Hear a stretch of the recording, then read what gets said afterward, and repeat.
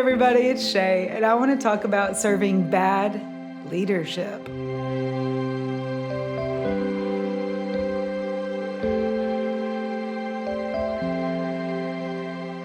I wish I could sit here and promise you that you're never going to have to serve bad leadership, but I can't. I can't make that promise because we're human. And even myself, there's been moments, just little tiny wee moments, big moments, where as a leader, I didn't do good. This is not a belittling Shay video, but I'm just telling you because Colossians states that we have to give margin for people's mistakes. I need grace, therefore I also have to give grace. And so what stinks about that is that inside of me, and you probably, if you're human, and I imagine unless robots are watching this that you're human, we want and we kind of feel entitled a little bit to only serve good leaderships or to only go to a good church. But the truth is, and I hate the saying, but it's really applicable, is as soon as you walk in, it's no longer the perfect church. Because you bring stuff. I bring stuff, they bring stuff, everybody bringing their own stuff. And what's hard is that we want to serve good leadership. And I think what's hard is how do you define good leadership? I personally find that humility really goes a long way. So I may not be serving the best leadership somewhere in my walk, but if they're humble, if they're able to fess up hey, I did that wrong, or hey, I handled that wrong, I don't care who you are, I will run with you. You may not be the best leader, but if you can own your stuff, I'm in. And I think it really shows us the things that we don't want to learn is sometimes because we have to live it out in a way that we didn't really want to. We didn't want, I don't want to just sign up to serve bad leadership, and I'm sure you don't either. But I think of King David had to serve King Saul, and that was on the run. And when you read Psalms, and David's talking about how arrows are flying at him, and it's not this vision. He's literally on the run. The person that he's supposed to take over the reign from is chasing him, trying to kill him. You want to talk about serving bad leadership. That's a lot. That's a lot. It's a lot.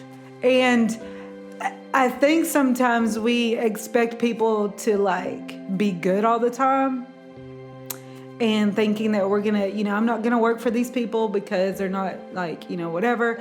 And I think at the end of the day, what's the difference between whole and healthier leadership, because there's no leadership that's perfect outside of Christ himself, is the idea that they're walking in humility. They're willing to own their stuff. They're willing to have the hard conversations that need to be had. And sadly, there's just going to be times in our walk where we serve broken people.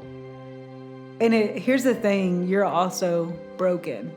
So I want to kind of even the playing field, because I think there's something in us that says, no, I'm better than that. There's that self entitlement. It's not self-love. That's something that's no, I deserve better. And you do.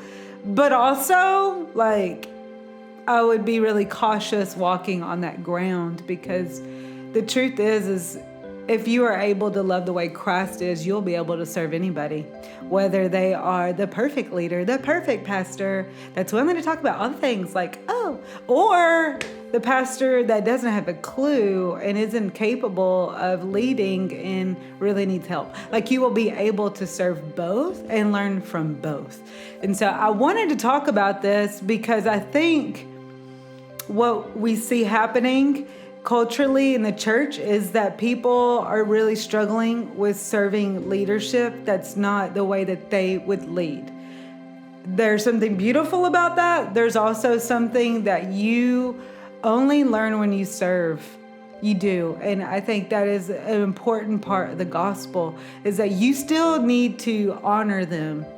I remember, this is forever ago, but I was serving some hard leadership, like leadership I didn't agree with. And I remember the Lord speaking to me and just saying, Shay, the way that you cover them, even in their humanity, will be the way that someone will have to cover you when you begin to lead at a bigger capacity.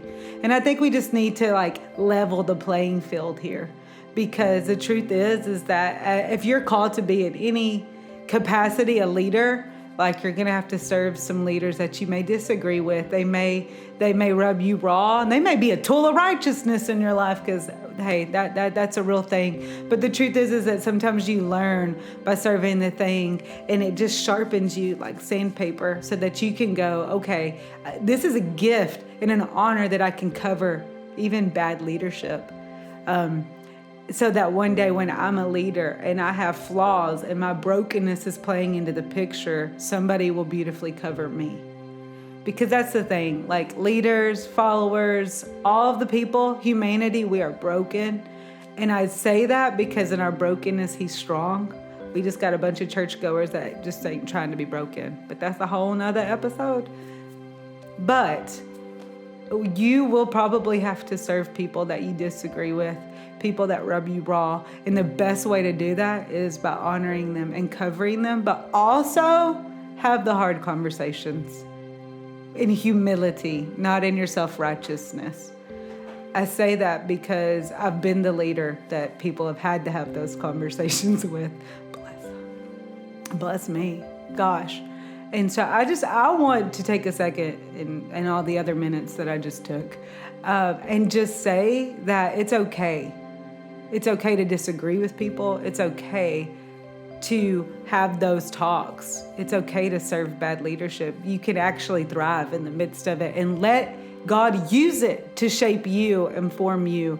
And this is not me saying stay there. If God's telling you to go elsewhere, go elsewhere. But I'm also saying don't pack your bags just because it gets uncomfortable. Because life is uncomfortable. And any kind of leadership is uncomfortable because your flesh is never going to want to submit to anyone. Your flesh is trying to be the one in charge. So no matter whether you've submitted to good leadership or bad leadership, it's going to rub you. So I am saying endure. I'm saying endure. I am saying outside of God telling you to transition out, stay the course, love people well, and let it refine you. Let it sharpen you. Because honestly, we need people with character, not just with anointing. And most of the time, character is sharpened in the grit. It's sharpened in the trials and the tests. So I pray for you as you serve anywhere and everywhere that you would be able to do it with humility, but also letting it sharpen you instead of trying to expose everybody else. Hey, I just said it. Okay. I love y'all. Be cool.